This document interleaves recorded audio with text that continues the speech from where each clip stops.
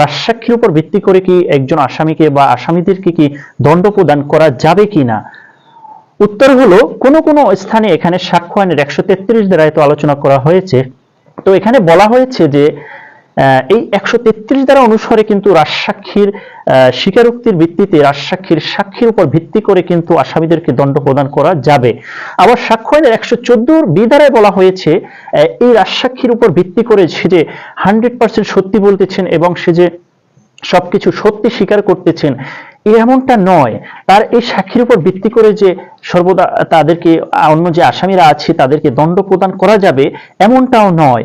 তো এটার থেকে বোঝা যায় যে এখানে বলা যায় যে সাক্ষ্য আইনের 133 এবং 114 দ্বারা পর্যালোচনা করে দেখা যায় যে কোনো কোনো ক্ষেত্রে এখানে বলা হয়েছে যে এই রাজসাক্ষীর সাক্ষীর উপর ভিত্তি করে আসামিদেরকে দণ্ড প্রদান করা যেতেও পারে আবার নাও যেতে পারে। তো সেক্ষেত্রে